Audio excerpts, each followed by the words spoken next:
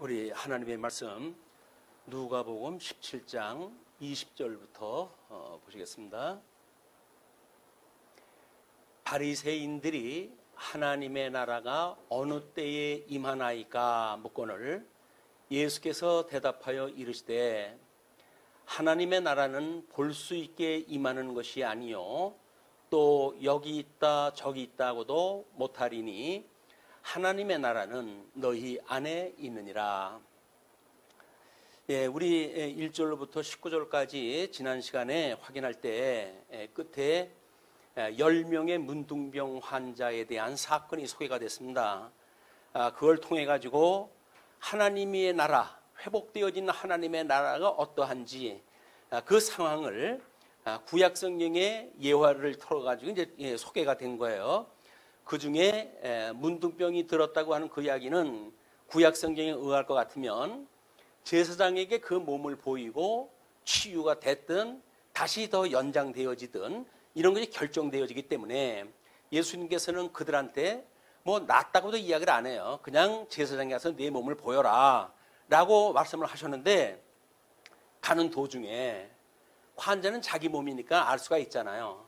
문둥병이 치유가 된 거예요. 그러니까 다른 사람들은 다 이제 뭐 제사장한테 보이라고 그랬으니까 아마 제사장한테 이제 출발을 했을 거예요. 그냥 계속.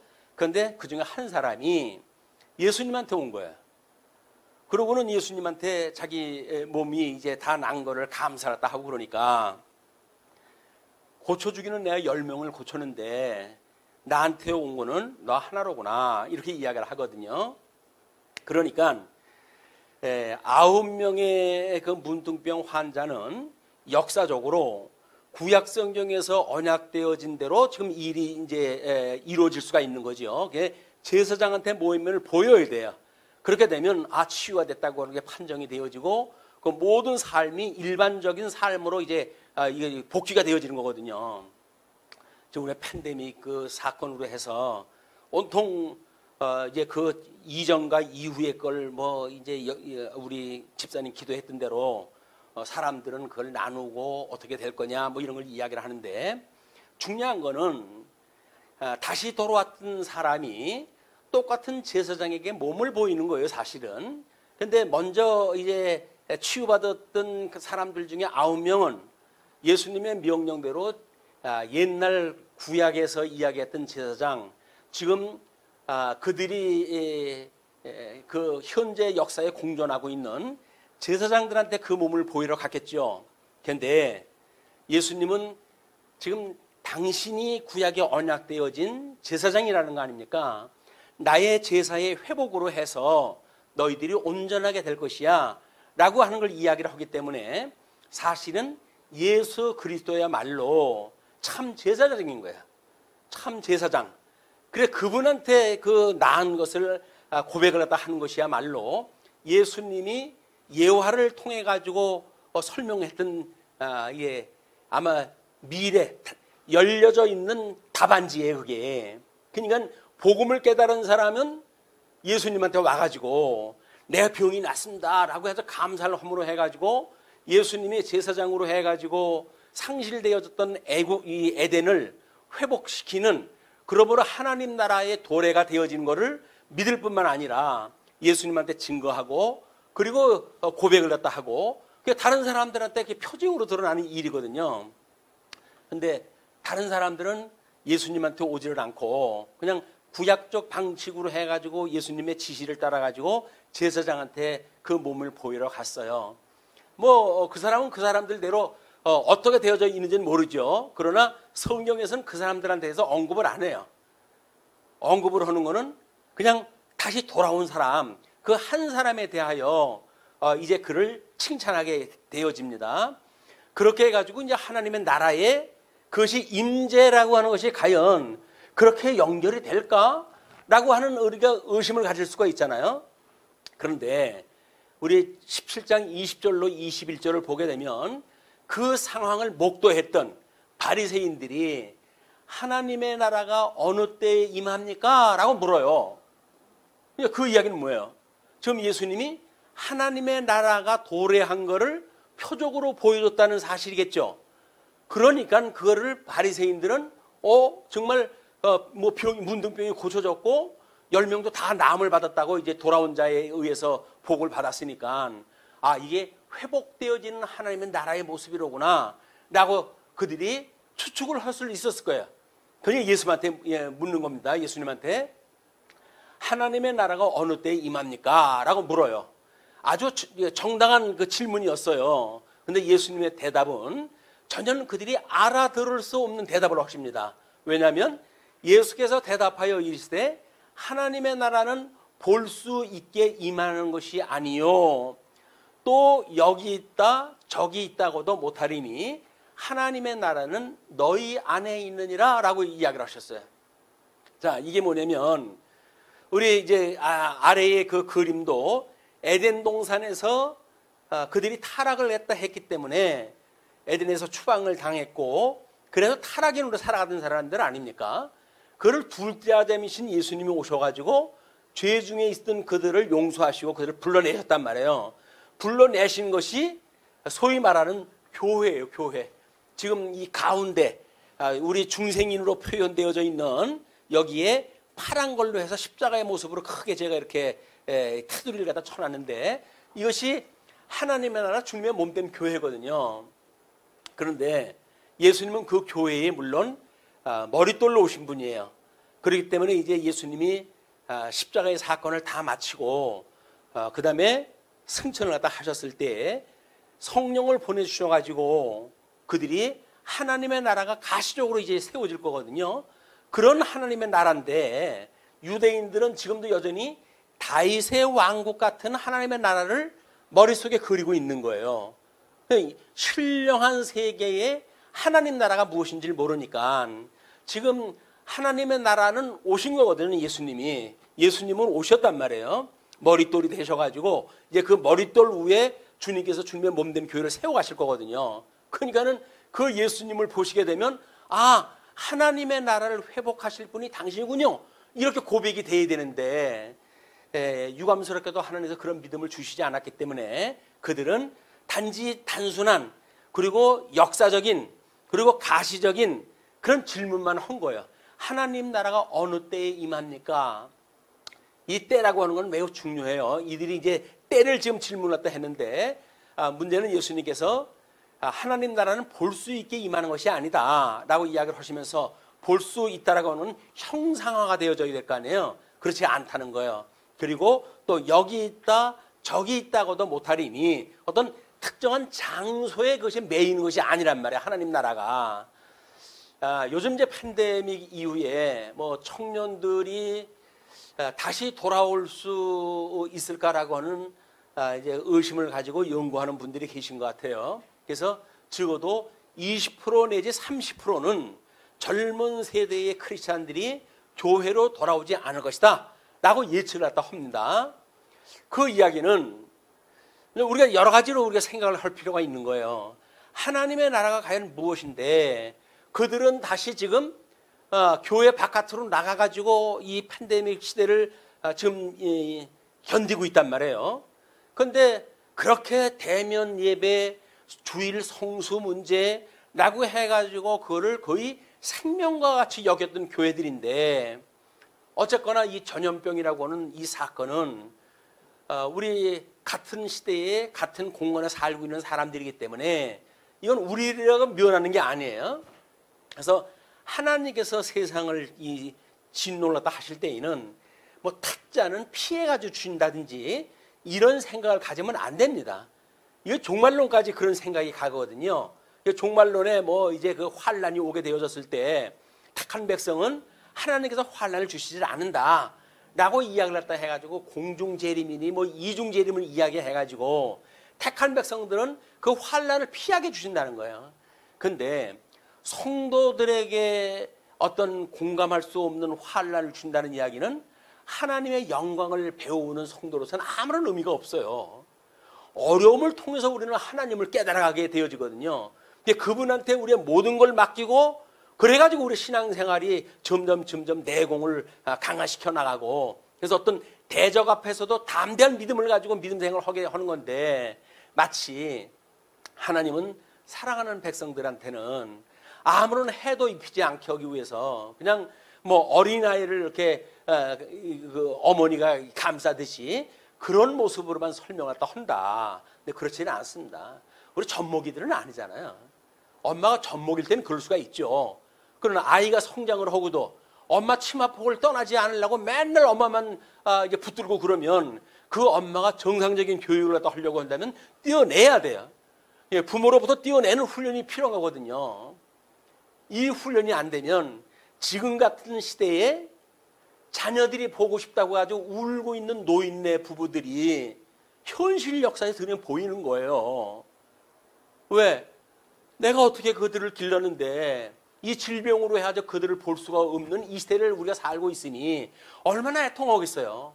그냥 우는 거예요. 우는 거예요. 근데 젊은 세대들은 자기들 나름대로 이 현재 상황을 돌파를 갖다 해야 되거든요. 믿음으로 살든 또는 뭐 이 국가 정책에 따라서 살든 그걸 돌파를 갖다 해야 되는데 부모님들은 여전히 구습에 얽매여 가지고 명절이 되면 자녀들이 오고 그저 이 자손 저 자손 모여 가지고 그렇게 온 가족이 둘러 앉아 가지고 기쁜 시간을 보내야 되는데 또 조상들한테 달에도 지내고 이렇게 허물어 해 가지고 우리 조상의 덕분으로 너희들이 이렇게 잘 산다라고 또 이야기를 해야 되는데 세상에 그걸 뛰어넘는 현상이 만들어진 거예요. 자, 이제는 5명 이상이 모이지 말라고 하는 그런 어떤 규범을 이제 정했잖아요. 그 이야기는 뭡니까? 그것이 뭐 4명은 괜찮고 5명은 위험하냐 이런 이해관계의 문제가 아니에요. 이거는 5명이라고 선정을 했을 때에는 그 나름대로의 어떤 그 모이는 숫자를 제한을 함으로 해가지고 이 전염을 막을 수 있는 이런 거를 이제 그 질병 뭐 본부에서는 그렇게 성체 갖다 세운 거지요. 뭐 어떤 사람은 뭐 9시 이후 이전 나눠 놓으니까 그 전염병은 뭐 9시까지는 전염이 되고 9시 이상은 전염이 된단 말이냐 라고 이야기하는 웃지 못하는 이야기를 하는 사람들이 있잖아요. 몰라서 그러는지 난 모르겠어요. 소위 전문가라고 하는 사람들이 그 이야기는 9시까지는 일반적인 생활을 하고 그리고 뭐 저녁 식사를 한다든지 그냥 이런 삶으로 해가지고만 시간이 제한되지만 그 시간이 넘어서게 되면 그 다음에 이제 술 먹고 그걸로 해가지고 자기의 이성을 잃는 사건이 점점 확장이 되어지기 때문에 그거를 경계한 것이 9시라고 하는 기준이었거든요.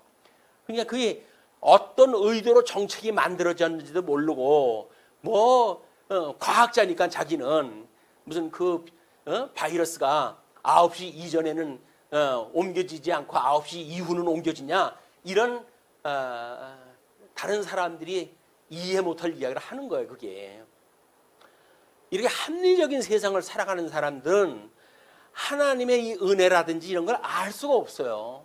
부모님도 마찬가지입니다.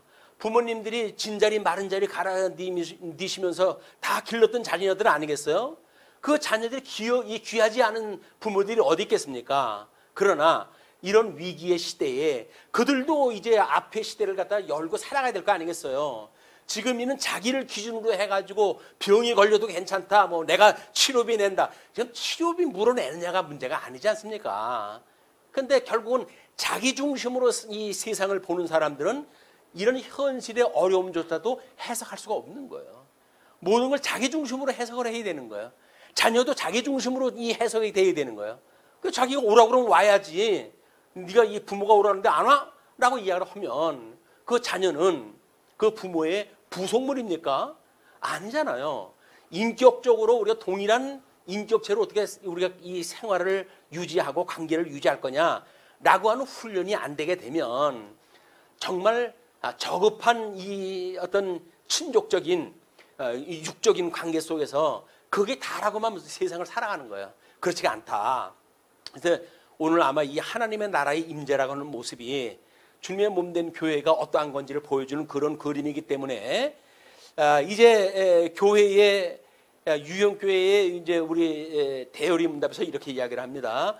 유형교회라는 것은 참 종교를 고백하는 세계의 모든 시대와 장소에 있는 모든 사람과 그들의 자녀로 구성된 한 단체이다. 이 유형교회, 눈으로 보이는 세계예요. 근데 눈으로 보이고 있는 세계가 다가 아니라 교회를 다면적으로 구별했을 때 투쟁적 교회가 있는가 하면 승리적 교회가 있고, 투쟁적 교회라는 이야기는 유형교회가 무형교회가 있는데, 그 무형교회라고 하는 눈에 보이지 않는 교회라는 것이 있거든요. 그러니까 눈에 보이지 않는 교회가 과연 무엇인가라고 하는 걸 우리가 모르게 되면 눈에 보이는 세계가 다라고 생각을 하는 거예요. 그러니까 무형교회에서 이렇게 이야기를 합니다. 무형교회는 머리 되시는 그리스도 밑에 하나로 모이며 장차 모일 택한 자의 총수이다 라고 하는 그 이야기는 뭐예요? 이미 시간 세계를 뛰어넘는 총수란 말이에요. 믿음의 그 대상자로서의 총수에 해당되는 사람들이거든요. 이미 우리 이제 그 계시록에서도 22장 16절로 17절, 나 예수는 교회들을 위하여 내 사자를 보내요. 이것들을 너희에게 증언하게 하였노라. 나는 다윗의 뿌리요 자손이니 곧 광명한 새벽별이라 하시더라. 성령과 신부가 말씀하시기를 오라 하시는도다. 듣는 자도 오라 할 것이요 목마른 자도 올 것이요 또 원하는 자도 값없이 생명수를 받으라 하시더라. 예수님이 그 환난을 받는 7교회를 두루 이렇게 확인을 또 하시면서 은혜를 깨닫게 하시는 그런 역사를 설명한 것이 요한계시록이란 말이에요. 그것이 사실은 시편 133편에 보게 되면 이 하나님께서 어떻게 아론의 그런 머리로부터 기름을 부었을 때 옷깃에까지 온 몸이 그 기름으로 해가지고 부음을 받게 되어지는지, 그 이야기는 저쪽 헬몬으로부터 시온에 이르기까지 온 이스라엘 전역이 하나님의 은혜의 영광 속에 그들이 보호를 받고 있다고 하는 걸 보여주는 그림이거든요. 그러니까 육적으로 보여줬던 교회의 모습이나 또는 신령한 모습으로 보여주는 교회는 영적이기 때문에 눈에 보이질 않아요. 이거를 우리가 어떻게 깨달아가는가가 매우 중요하다. 이제 그거를 이번 시간에 우리 이제 살펴봐야 될 것인데, 자, 우리 22절로 37절 보게 되면 어느 때에 이제 임합니까? 라고 물어봤으니까 예수님께서 22절로부터 이렇게 이제 이야기를 하십니다. 일단은 26절까지의 이야기예요. 또 제자들에게 이르시되 때가 이르리니 너희가 인자의 날 하루를 보고자 하되 보지 못하리라. 사람이 너희에게 말하되 보라 저기 있다 보라 여기 있다 하리라. 그러나 너희는 가지도 말고 따르지도 말라. 번개가 하늘 아래 이쪽에서 번쩍이며 하늘 아래 저쪽에서 비침같이 인자도 자기 날에 그러하리라. 그러나 그가 먼저 많은 고난을 받으며 이 세대에게 버림바 되어야 할지니라. 노아의 때에 된 것과 같이 인자의 때도 그러하리라. 구약성경의 노아의 때를 예를 들어가지고 예수님이 다시 오시는 날에 대한 재림에 대한 걸 설명을 하는 거예요. 그거를 예수님께서는 인자의 날이라고 이렇게 설명을 했어요. 그 인자의 날은 너희가 그렇게 사모하는 그 하루라고 하는 그 이야기는 하루도 아니죠. 어느 특정된 날 예수님이 재림하시는 날, 그 광경을 너희들이 보고자 하지만 그걸 너희들이 보지를 못한다, 이렇게 이야기를 하셔요. 이 재림이라고 하는 것이 얼마나 중요한지 이미 예수님이 신약성경을 통해 가지고 다시 오시면 약속한 것이 2000년 전 이야기예요. 근데 2000년 전 다시 오심하고 했던 그 약속했던 예수님은 아직도 오시질 않잖아요. 그럼 아직도 오시질 않은 건가요? 자, 이런 문제 때문에 우리 신학자들은 고민에 빠져요. 그래서 예수님 재림을 중심으로 해가지고 이 녹색 그림이 지금 천년왕국의 그림이고, 그 이전이 교회가 창립이 되어지고 우리 주님 오시는 날까지가 그 파란색의 기간이에요. 그리고 그 녹색 그런 그 바탕 D가 이제 다시 천년왕국이 끝난 시대이기 때문에 예수님의 재림은 천년왕국의 전에 임하신다라고 하는 것이 전천년설이라고 하는 이야기예요. 아니다. 우리 예수님은 천년왕국이 끝난 후에 이제 오신다라고 하는 것이 우리 후천연설을 주장하는 사람들의 이야기가 후천연설. 그런데 이 후천연설을 주장하는 사람도 초림 때로부터 지금 그것이 계속되어 가지고 예수님이 다시 오시게 되는데 그 이후에 이제 예수님이 오신다는 거거든요. 그래서 후천연설자들은 너무나 이제 긍정적인 역사관을 가졌어요. 그래가지고 하나님의 나라는 이 복음이 땅끝까지 이르러가지고 전파되어지는 걸 봐라. 점점 믿는 사람들은 많아지고 예루살렘과 온 유대와 사마리아와 땅끝까지 이르러 복음이 증거되어지고 그렇게 되어지기 때문에 이제 하나님의 그 복음의 역사는 긍정적인 결과를 이루어낼 거다. 그것이 천년왕국의 아주 완전도가 높은 그런 결과라고 생각이 드는 거예요. 그 시대가 끝나면 예수님이 오신다는 이야기거든요. 그런데 후천연설자들이 20세기에 1차 세계대전, 2차 세계대전이 도래했다 하니까 긍정적인 역사관이 무너질 수밖에 없잖아요. 그러니까는 이 후천연설 너희 말은 틀려. 이렇게 이야기를 한 거예요, 사람들이. 왜? 아니, 이게 긍정적으로 해가지고 하나님 나라가 확장되어지고 그리고 그 영광이 이렇게 아주 세상 사람들한테 다 선포가 되어 있다고 그러는데 세상에 그렇게 되기는커녕 1차 세계대전, 2차 세계대전으로 해가지고 역사 이래 이런 이 전화가 있었던 적이 없는데 무슨 역사가 긍정적이냐라고 이야기하면 아주 후천연설은 지금 전부 문을 닫았어요, 이제. 그리고 이제 우리 전천연설하고 무천연설이라고 하는 그 두 가지 교리를 주장하는 데만 남았는데 유감스럽게도 요즘은 무천년설을 주장하는 사람들이 대세를 이루고 있어요. 우리 몇십 년 전만 해도 우리나라가 복음이 들어가고 초기 시대 때만 하더라도 우리 이제 박형용 박사라든가 이런 분에 의해 가지고 전천년설을 역사적으로 이해로 하는 이런 교리를 갖다가 우리가 믿고 그리고 문자적으로 천년왕국은 이루어진다 이걸 믿었거든요. 근데 그것이 사람들이 아니라는 거예요. 무천년설이 주장했던 것처럼 예수님의 초림 때로부터 재림 때까지 그때가 예수님이 천년왕국이 이미 이루어지고 있는 거다. 그러므로 그것이 끝나게 되면 이제 끝날 때 예수님이 오셔가지고 이제 되어진 거기 때문에 역사적으로 말하는 천년왕국이라고 하는 건 없다라고 이야기하죠. 무천년설이라고 했었는데 지금이 이 천년왕국 같은 세상이라는 거예요. 그래서 현천년이라고 해서 이름을 바꿨어요. 지금이 천년왕국이라는 거예요. 자, 이 교리라고 하는 거는 뭐 이렇게 우리가 속해져 있는 총회 또는 총회 신학 이런 분들이 공부하는 외국에서의 그런 그 신학교에서도 요즘은 대세가 무천년설을 주장하는 사람들이에요. 우리가 성경 공부를 갖다 할 때 그런 예고를 갖다 들은 바가 있어요. 이제 지금 한국 교회에 나이가 먹은 목사님들이 점점 쇠락되어져 가게 되면 그때는 아마 이 전천년설이라고 하는 것이 없어질 거다. 그리고 새로운 학설을 갖다 연구하는 자들 이런 자들이 점점 숫자가 많아지게 되면 지금 말하는 현천년설이지만 무천년설을 주장하는 사람들로 대세를 이룰 거다라고 이야기를 했는데 지금이 바로 그때가 된 거예요. 자, 그러면 어떻게 합니까 이걸? 어느 교리가 맞을까요? 그렇기 때문에 이 천년설이라고 하는 것은 비교를 갖다 하지 않으면 안 돼요.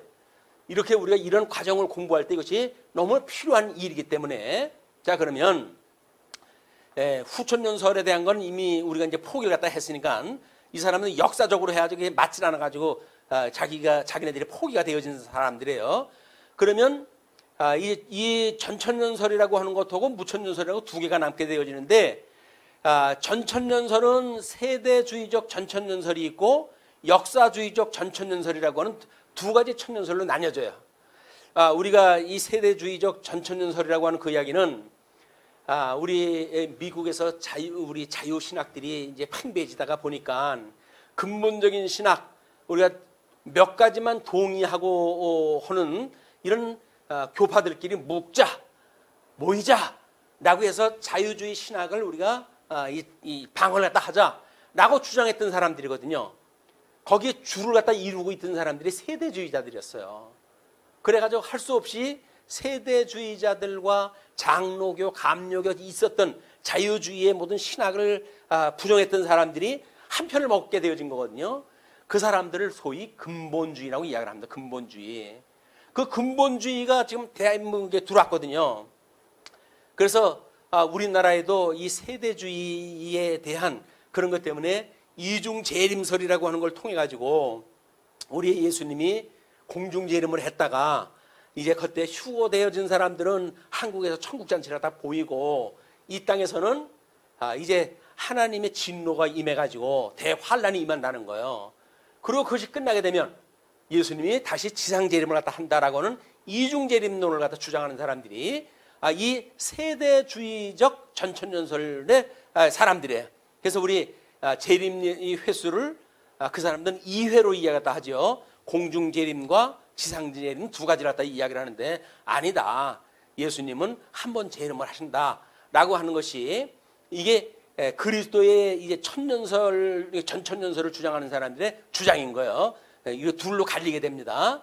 둘로 가리기 때문에 부활의 모습도 마찬가지죠. 첫째 부활, 우리 그 세대주의적 전천년설을 주장하는 사람들은 첫째 부활은 환란 전 그리스도께서 재림하실 때 성도의 부활이며, 둘째 부활은 환란 때에 죽은 순교자의 부활이며, 셋째 부활은 천년왕국의 마지막 때의 모든 자의 부활이다 라고 해서 그걸 이제 구분했다 또 해요. 그런데 우리 역사적 전천년설은 첫째 부활은 그리스도께서 재림하실 때 성도의 부활이며, 우리가 늘 그렇게 이야기를 하잖아요. 예수님이 재림을 하시게 되면 모든 저주가 갇히고 성도들은 신체의 변화가 이루어지고, 그렇기 때문에 변화되어진 우리 이제 순교되어진 사람들은 부활을 갖다 하고, 그렇게 해가지고 변화를 받은 몸이기 때문에 예수님 오시는 걸 맞이하러 올라간다고 그러지 않았어요. 그걸 공중에서 끌어올렸다 이제 성경에서 그렇게 표현했다 하는데, 그러니까 그때 이미 첫째 부활이 이제 이루어지는 겁니다. 우리가 소위 성경에서 말하고 있는 첫째 부활, 그 이야기는 부활의 첫 열매 되시는 예수님의 부활을 첫째 열매라고 하고, 그다음에 성도의 첫 열매는 예수님 재림을 갖다 하실 때 공중으로 끌어올림을 받는 사람들이 이게 첫 번째 부활에 이제 임하게 되어지는 거예요. 그리고 마지막 심판 때에, 백보자 심판 때에 영원한 생명과 영원한 사망으로 우리 이제 심판을 받게 되어지는데, 그때에 영원한 부활이 임하게 되어지는 것이 마지막 부활을 우리가 이야기를 하는 겁니다. 그렇기 때문에 이 부활의 상태라든지 또는 종말론의 문제라든지 이런 것이 그렇게 궁금증이 많아요. 궁금증이 많은데 이걸 제대로 설명을 해주는 데가 없으니까 여기서 주워 듣고 저기서 주워 듣고 해가지고 자기 임의대로 해가지고 종말론을 갖게 되어지는 겁니다. 자, 우리 무천년설을 주장하는 사람들은 뭐가 문제일까요? 예수님이 너희들 이 세대가 끝나기 전에 당신이 오신다고 이야기를 했거든요. 나를 찌른 자도 볼 것이다라고 이야기를 하셨거든요. 그런데 한 세대가 지나가기는 그냥 지금 2000년이 지났는데도 예수님은 안 오지 않습니까? 그러니까 그 천년설은 없다고 봐야 되는 거예요. 그 사람들이. 예수님 재림은 이미 성령으로 오셨을 때 그것이 예수님의 재림으로 봐야 된다. 그 이야기거든요.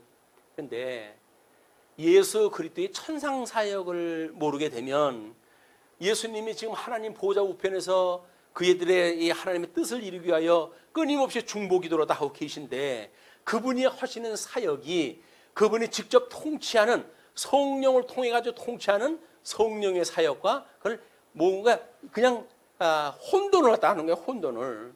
그렇기 때문에 예수 그리스도의 통치가 이 시대에 이루어지고 있는 거다.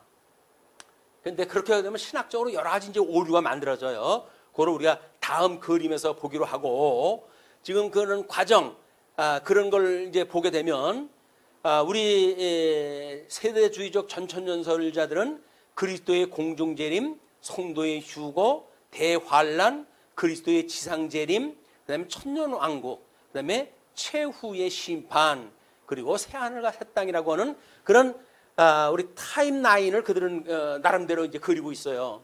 그러면 역사적 전천년설자들은 어떻게 이야기를 하는가? 거기서 대환란이 있고, 그다음에 그리스도의 재림이 있고, 성도의 부활과 휴거가 있게 되어진다. 그리고 천년왕국이 있게 되어지고, 그다음에 최후의 심판이 있고, 새하늘과 새 땅이 도래한다. 이것이 역사적 전천년설자들의 타임라인에, 자, 그런가 하면 무천년설을 주장하는 사람들은 첫째 부활은 성도들의 부활로 그리스도를 영접할 때 이루어지며, 예수님을 영접했을 때 우리는 그 부활에 참여가 되었다는 거예요. 그리고 둘째 부활은 그리스도의 재림 때 전체가 육체로 부활하는 것을 의미한다라고 해가지고, 부활론이라든지 예수님의 재림론에 연결되어 있는 천년 왕국이라든지 모든 것이 다 달라요. 자, 그런데 성경대로 믿는 게 우리가 중요한 거 아니에요? 성경대로. 그것이 전천년설과 무천년설에 대한 내용 분석을 비교표로 해가지고 이걸 보여드렸어요.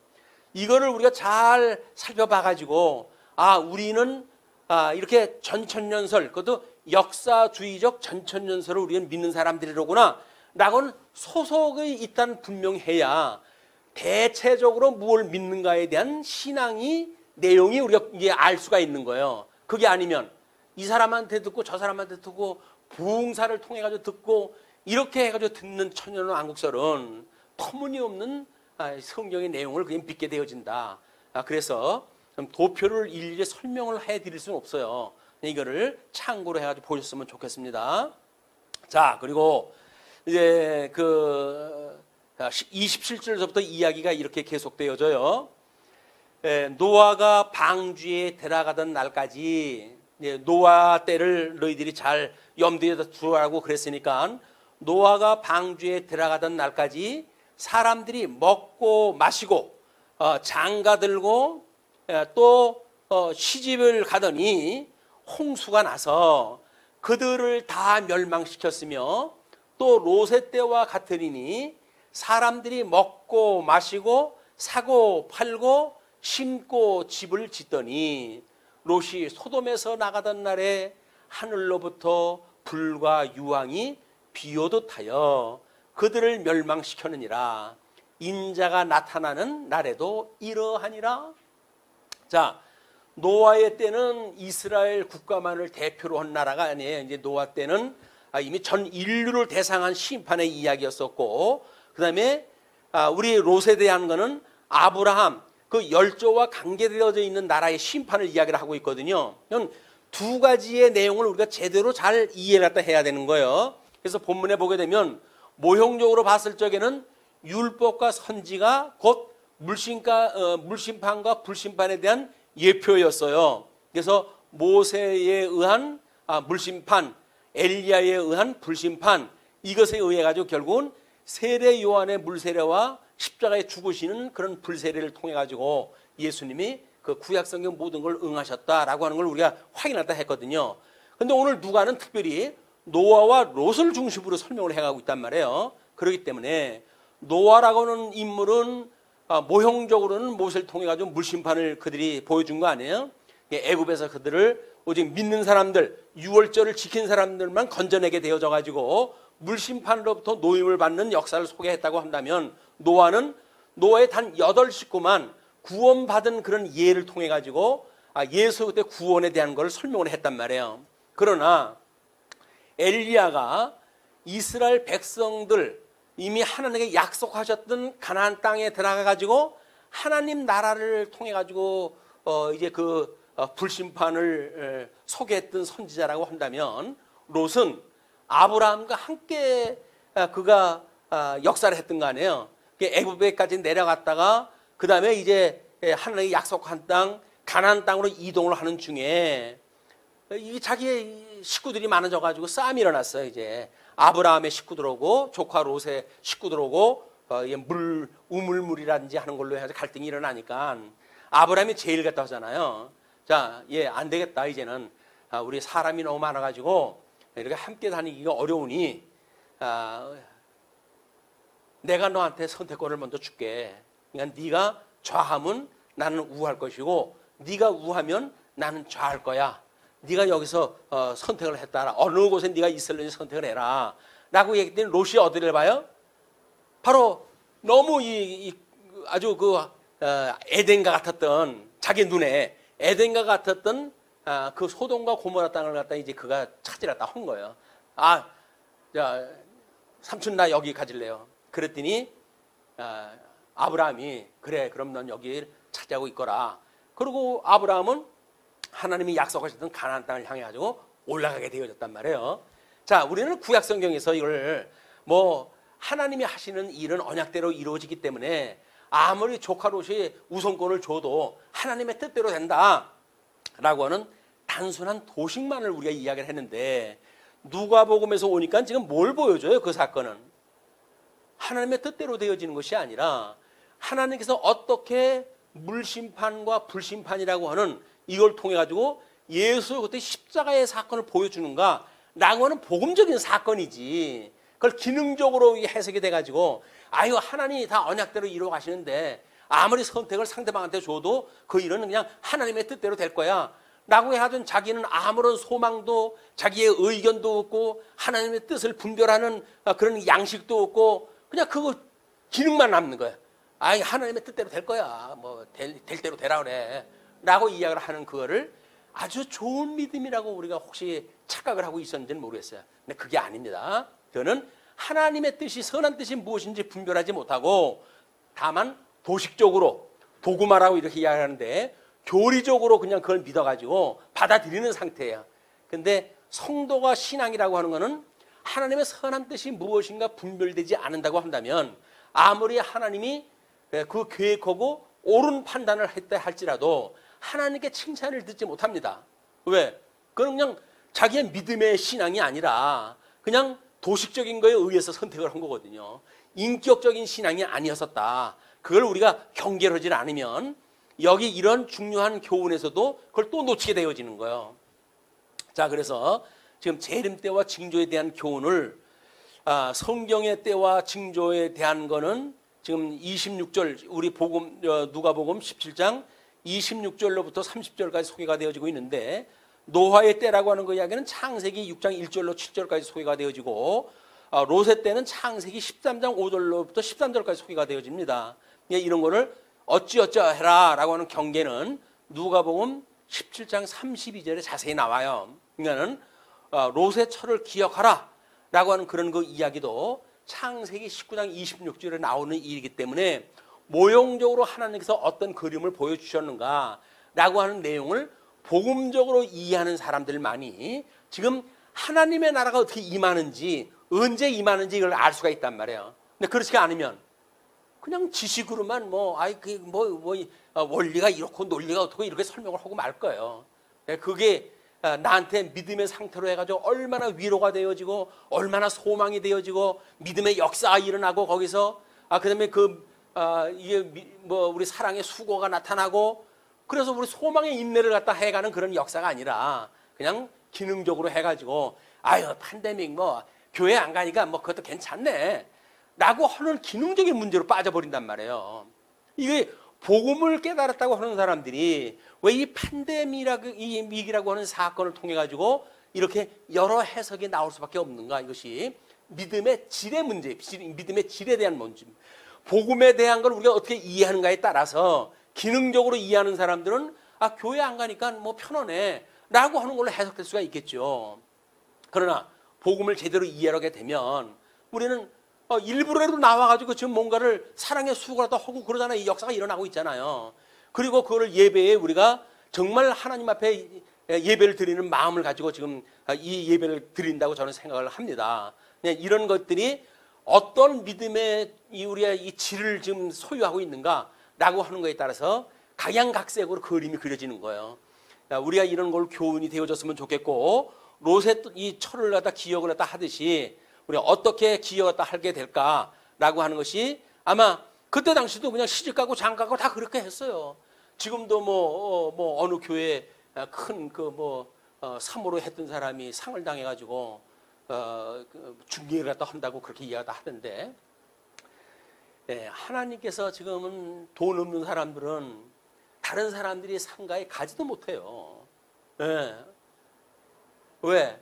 지금 그보다 더 큰 문제가 산 사람의 문제가 만들어졌기 때문에 죽은 사람을 보내는 문제가 그렇게 중요하지 않은 거예요. 그럼 과연 신앙적으로 우리가 어떻게 해석을 하고 위로를 받는가라고 하는 문제를 이번 시간에 이런 하나님의 나라의 성격을 우리가 제대로 이해를 해가지고 큰 위로가 되어줬으면 좋겠습니다. 그런 이야기를 우리 이 노아의 홍수 때와 예수 그리스도 이후에 주님의 몸된 교회와의 그 관계를 통해 가지고 우리가 이런 모습을 그림을 그리고 신앙이라고 하는 것이 막연하게 뭐 말에 있는 것이 아니니까 어떠한 사상 체계를 갖는가는 이런 걸 도형으로 이해하는 게 중요해요. 하나의 그림으로 이해하겠다 했을 때 하나님의 나라는 이런 거야 라고 이야기해서 구약성경 노아의 홍수의 사건을 읽으면서도 우리는 주님의 몸된 교회를 생각을 하고 주님의 몸된 교회를 생각하면서도 우리는 저 영원한 하나님 나라를 이야기할 수 있는 이걸 다각도로 이거 보여진단 말이에요.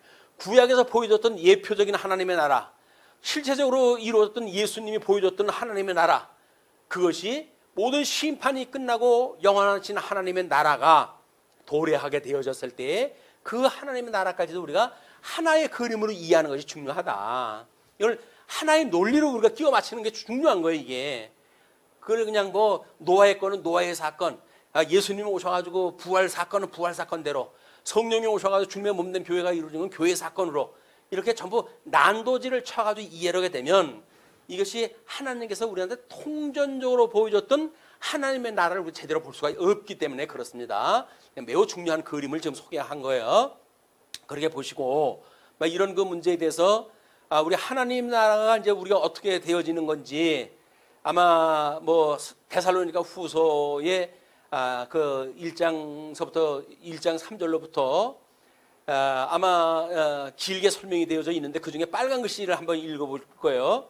우리 하나님이 너희를 그 부르심에 합당한 자로 여기시고, 하나님께서 우리를 부르셨을 때 어디에서 죄악 가운데 있었던 우리를 하나님 불러내신 거 아니에요. 이걸 우리의 소명이라고 이야기를 하는데, 그렇게 합당한 자로 여기시고 모든 선을 기뻐함과 믿음의 역사를 능력으로 이루게 하시고, 믿음의 역사, 우리가 예수님을 믿음으로 해가지고 사망 것을 이겼다고 하는 믿음을 갖게 되어지고, 그러므로 해가지고 선한 일에 우리가 전념하게 되어지고, 하나님의 선하신 뜻을 분별하게 하는 영적 예배에 우리가 전심을 다하고 하는 문제들이 하나님 주신 능력이 아니면 안 되는 겁니다. 이런 걸로 인해 가지고 능력으로 이루게 하시고, 우리 하나님과 주 예수 그리스도의 은혜대로 우리 주 예수의 이름이 너희 가운데서 영광을 받으시고, 그런 걸 통해서 하나님의 영광을 받으신다는 거예요. 야, 너희도 그 안에서 영광을 받게 하렴이라. 예수님의 영광을 받았을 때 우리가 영광을 받게 되어지는 겁니다. 뭐 우리 요즘 뭐 발광체가 있고 뭐 이런 추광체 뭐 이런 걸로 해가지고 세상 정치판에서 이야기가 회자되고 그러는데, 우리 예수 그리스도는 영광의 광채로 해가지고 이 땅에 오신 분이에요. 영광의 본체가 되시는 아버지께로부터 권능을 위임을 받고 이제 광채로 이 땅에 오셨다. 그분의 보내셨던 성령은 이제 이런 영광의 능력으로 이 땅을 섭리하다 해가시거든요. 그 능력으로 섭리하시는 성령께서 우리를 불러내셔서 그런 아름다운 성령의 열매를 맺게 되어질 때 그를 소위 말하고 있는 그 안에서 영광을 받게 되어진다, 그 이야기예요. 영광, 영화로운 광채, 성도가 세상하고는 구별되어진 어둠의 세상에서 볼 수 없는 그런 빛의 영광으로 해가지고 가득 찬 이런 성도의 삶이 우리에게 주어진 것이다 라고 하는 것을 우리가 상기를 갖다 했으면 좋겠습니다. 자, 그러면 31절로부터 이야기가 이렇게 계속이 되어집니다. 그날에 만일 사람이 지붕 위에 있고 그의 세간이 그 집안에 있으면 그것을 가지러 내려가지 말 것이요, 밭에 있는 자도 그와 같이 뒤로 돌이키지 말 것이니라. 롯의 철을 기억하라. 우리 아까 상기했던 내용이에요. 무릇 자기 목숨을 보존하고자 하는 자는 잃을 것이요, 잃는 자는 살리라. 자, 여기 33절까지의 내용과 34절 이후의 내용은 구분이 돼야 돼요. 구분이. 왜? 우리 아까 뭐라 그랬어요?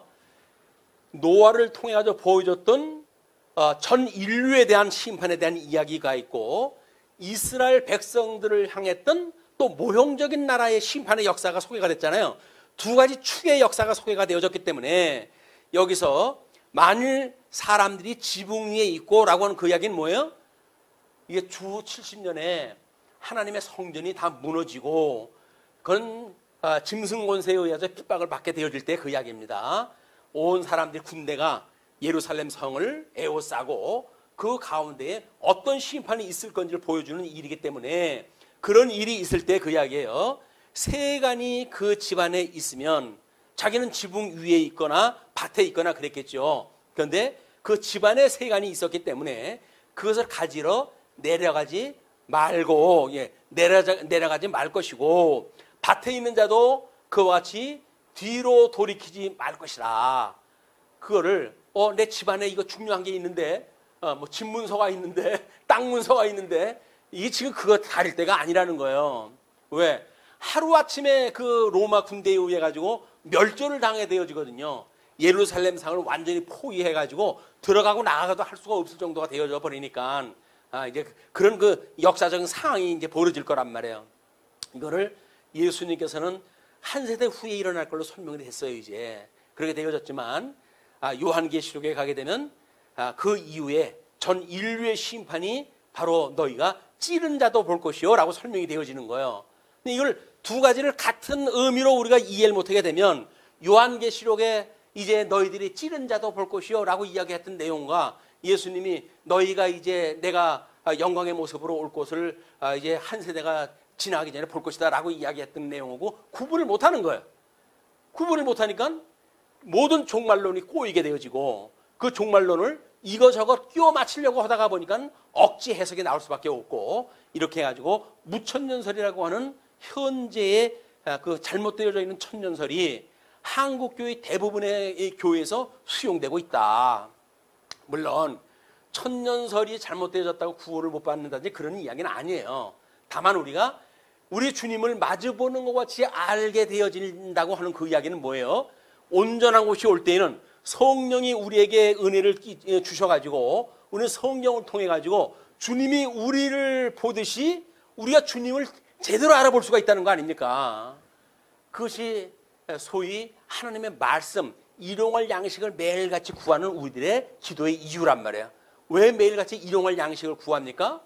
그 일용할 양식이 예수님을 마주보는 것 같이 알게 되어질 수 있기 때문에 그런 거거든요.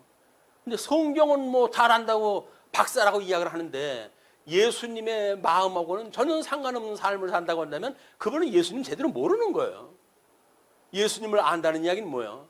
예수님이 뭘 기뻐하고 뭘 즐거워하는지를 아는 거예요.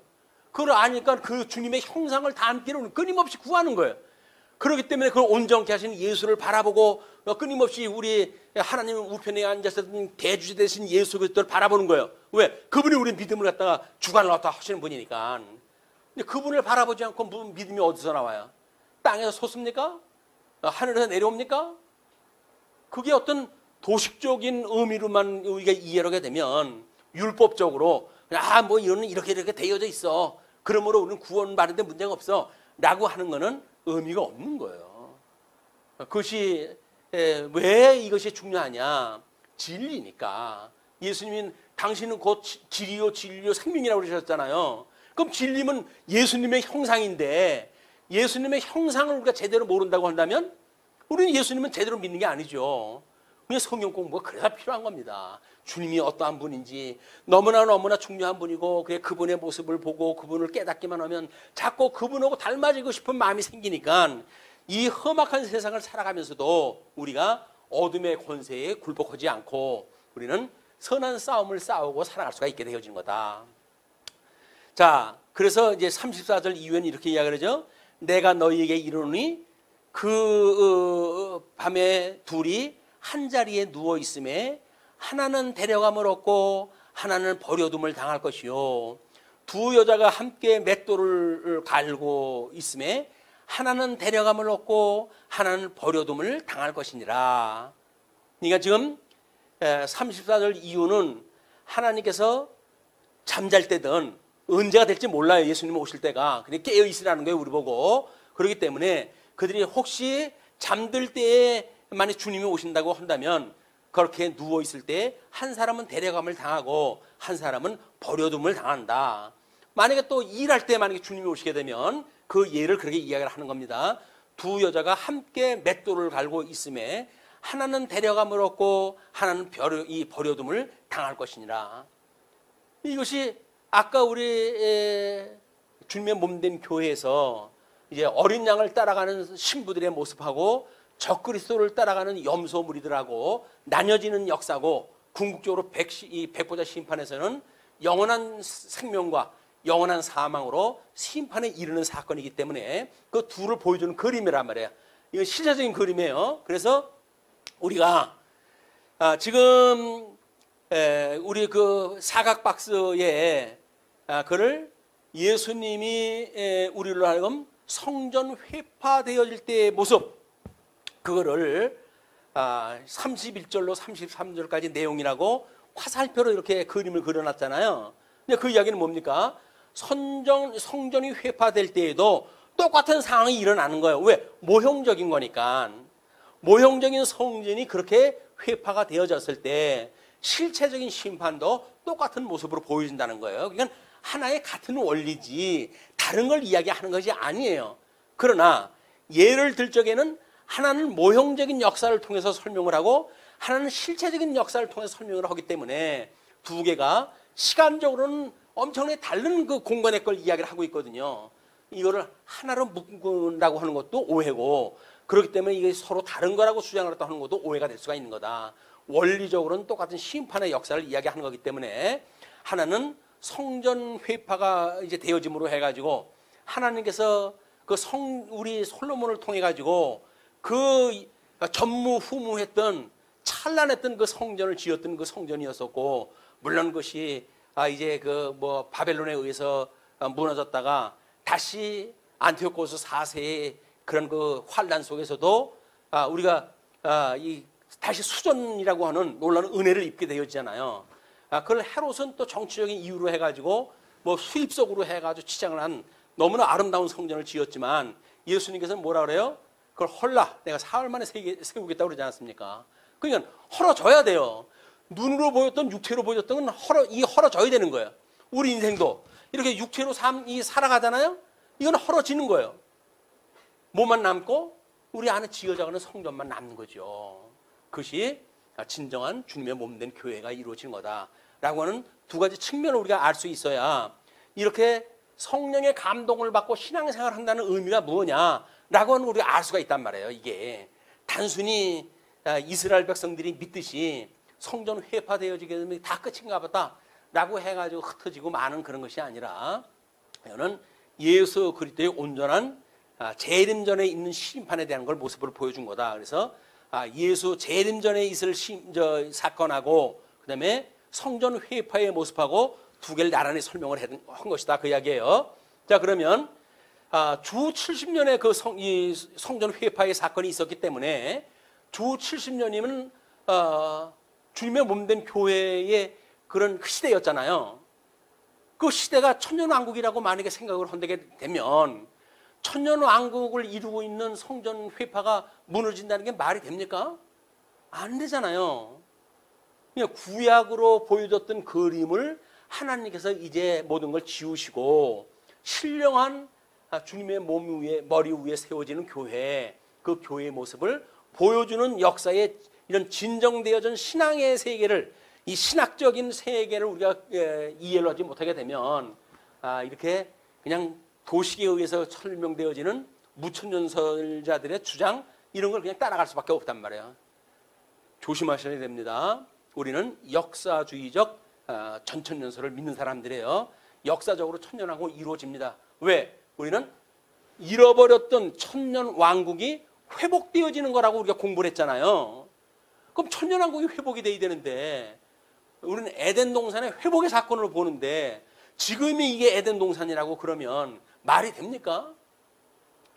에덴 동산은 미혹자가 있었잖아요. 그렇죠? 뱀이 있었단 말이에요. 그럼 천년왕국에는 미혹자가 있습니까? 없습니까? 없어요. 거기는. 왜? 하나님이 다 우리 주님께서 무조갱 속에다 가둬버리거든요. 그러면 에덴과 천년왕국의 차이점은 뭔가? 에덴 동산은 미혹자가 있었다. 천년왕국은 미혹자가 무조갱 속에 갇혀져 있다. 그게 다른 거예요. 그리고 에덴 동산에는 우리 아담 한 사람밖에 없잖아요. 아담하고 하와밖에 없었잖아요. 그러나 예수님이 오셔가지고 생육 번성하라고 하신 대로 이제 하나님의 그런 영으로 지음을 받았던 사람들이 새로운 피조물이 되어져 가지고 아름다운 교회를 이루어 가지고 천년왕국에 이르게 되어지게 되면 통치, 실질적인 통치력에 되어진다. 그래서 창세기 1장 28절에 다스려라 라고 만약에 주님께서 명령을 하셨다고 한다면 피통치자가 있어야 됩니까? 없어야 됩니까? 피통치자가 땅을 정복하라 라고 이야기를 하게 되면 정복할 땅에 대한 것이 있어야 됩니까? 없어야 됩니까? 그 정복이라고 하는 그 이야기는 하나님의 사람들이 하나님의 사람이 아닌 사람들이 살고 있는 땅을 정복을 해야 정복 아니겠어요? 근데 그것이 하나로 그냥 하나님 나라라고 그러면 아니 하나님 나라를 하나님 백성들이 왜 그걸 정복을 합니까? 정복을 하기를. 그럼 창세기 1장 28절이 택한 백성들을 위한 이게 하나님 나라에 대한 설명이에요? 아니잖아요. 그냥 그 문장 안에서의 문구 몇 개지만 확인을 갖다 해도 우리는 무엇이 옳고 무엇이 그른지를 갖다 분별할 수가 있는 거예요. 생육 번성하라고 그랬어요. 물론 생육 번성하니까 복 있는 사람도 생육 번성할 거고 뭐 저주받은 사람도 생육 번성할 거겠죠. 그건 구분이 없으니까 그렇다고 치더라도 땅을 정복하라 라고 하는 그 이야기는 뭐예요? 피정복자가 있어야 돼요. 자, 그 다음에 다스려라 라고 이야기하면 피통치자가 있어야 그 사람들이 통치가 또 하죠. 피통치자도 없는데 뭘 다스려요? 거기 창세기 1장 28절에는 아담을 만들기 전에 짐승밖에 없었잖아요. 그러니까 짐승을 이끌어들이고 그걸 이제 다스리라고 그랬단 말이에요. 그러면 우리 그 아담이 결국 하나님 지어 놓으신 그 아담이 짐승 통치하는 통치자입니까? 예수님이 오셔가지고 짐승 통치하는 통치자입니까? 아니잖아요. 좀 생각을 해보면 될 텐데 왜 생각을 안 하려고 하는지 모르겠어. 워낙 수혜내가 돼가지고 너무 쉽게 우리가 복음을 깨달았다고 생각이 드니까 너무 보화 같아가지고 그를 지우기가 싫은 거야. 가지고 있는 지식을 그대로 가지고 이 복음 생활을 하고 싶은 거야. 아니 하나님께 다 언약대로 해가신다는데 왜 자꾸 그걸 흐트려고 그러냐. 언약대로 이루는 거 맞습니다. 하나님 만사를 언약대로 이루어 가셔요. 그러나 그것이 그냥 그렇게 기계적인 이런 언약대로 이루어 가시는 역사가 아니라 하나님의 택함을 받았던 백성들을 전 인격적으로 기쁘고 즐거운 마음으로 자원하는 마음으로 하나님을 섬기는 가운데 그 언약을 이루어 가시는 일이지 기계 덩어리에 해 가시는 분이 아니란 말이에요. 이걸 우리가 이번에 그걸 확실하게 보였으면 좋겠어요. 그래서 37절 이렇게 이야기를 합니다. 그들이 대답하여 이르되 주여 어디 오니까 이르시되 죽어 있는 곳에는 독수리가 모이느냐 하시니라. 그것이 때는 그렇다고 그러는데 그러면 그게 어딥니까? 라고 이야기를 하니까 그 때가 죽음이 있는 곳, 그거는 독수리가 모이는 곳, 사망의 권세가 완전히 있는 곳이기 때문에 그때에 생명의 권세에 힘 있는 사람들, 힘입은 사람들, 은혜를 입은 사람들, 이들만이 하나님 앞에 들림을 받고 하나님의 그 천년왕국을 우리가 이제 누리고 살아가게 되어진다. 그런 그 이야기입니다. 그래서 전천년설이 얼마나 중요한지 누가복음의 이 내용을 보게 되면 확실하게 우리가 공부를 할 수가 있는 거예요. 이거를 교리적으로 그냥 공부를 하게 되면 뭐 그럴 수도 있고 저럴 수도 있다고 해야죠. 뭐 큰 차이 있나? 이렇게 이야기를 하는데 그렇지는 않잖아요. 지금 그림이. 그런 걸 우리가 이해를 했으면 좋겠습니다. 자, 그렇게 해가지고 이제 그 인자가 임하는 때와 징조에 대한 교훈에 대한 거를 초림과 재림이라고 하는 걸로 해서 우리가 중의적인 언약이다 이렇게 이야기를 했어요. 그러니까는 무천년설을 주장하는 사람들은 지금 고민이 있는 거예요. 그 고민이 뭡니까? 임이라고 하는 하나님 나라가 이미 임했다라고 하는 그 임이라고 하는 믿음을 가지고 있는데 그들이 보니까 아직이라고 하는 그런 하나님의 나라가 도래하지 않았다고 하는 불신할 수밖에 없는 이런 역사가 좀 존재하거든요. 그래서 임의와 아직과 그 사이를 조화시키려고 하는 것이 이걸 다 천년왕국이라고 하자라고 이야기를 하는 거예요. 안타깝죠? 근데 우리는 그렇지는 않습니다. 임의는 주님께서 천상에서 다 이루신 거예요. 그래서 우리는 성경의 그 말씀만 가지고 1.1핵이라도 더하거나 감할 수 없는 하나님의 말씀, 그 진리를 통해서 믿는 거예요. 주님께 주셨던 계시를 통해서 믿는 거라니까요. 그 믿음으로 우리는 믿음의 역사가 일어나가지고 일반적인 세계도 하나님의 이 언약대로 이루어 가신다고 한다면, 지금 주님의 마지막 날까지 우리는 성결의 영으로 거룩한 백성으로 살아가는 사람들이기 때문에 어떻게 단장한 신부의 모습을 입고 살아갈 것인가 라고 하는 걸 생각하고 살아가겠죠. 근데 그런 걸 아니게 되면 그냥 죽이 됐든 밥이 됐든 그냥 하나님 나라 백성만 가면 되지 라고 이야기를 하는 억지 주장에 빠져버릴 수가 없습니다. 자, 그래서 옛 언약은 육적인 계시예요. 예수님의 죽으심이라고 하는 그 이야기는 유수, 선민국가의 유수로 통해서 보여줬다고 그랬어요. 예수님이 초림됐다고 하는 그 이야기는 신령한 모습입니다. 신령한 모습으로 예수님이 그걸 이루신 사건은 죽으심의 역사라고 이렇게 이야기를 했어요. 그래서 내가 이제 인자가 환난을 당하지 않으면 그런 역사가 안 일어난다 이렇게 이야기를 하지 않았어요. 그냥 예수님이 죽으심으로 해가지고 이제 그 놀라운 부활의 역사가 있게 되어지는 거고, 뿐만 아니라 주님의 몸된 교회의 새 언약의 성취는 예수님이 이렇게 머리 대신 예수님으로 해가지고 십자가의 죽으심으로 그 역사를 이루셨다고 한다면, 주님의 몸된 교회, 그 교회는 환난을 당하는 것이 마땅하다. 그래서 환난 날을 너희들이 기뻐하라 라고 이야기를 하지 않습니까?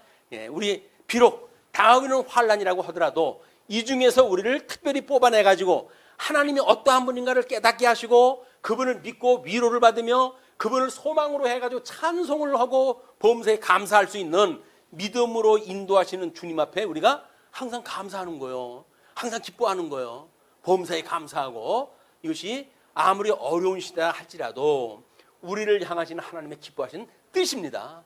그 뜻대로 이루어지는 걸 분별하시고 우리 다음 또 한 주까지도 은혜로 장정 안에 딱 붙들려 있는 우리 믿음의 중심을 잡고 살아가는 한 주간이 됐으면 좋겠습니다. 예, 기도하시죠. 자비로우신 하나님 아버지, 은혜를 감사합니다.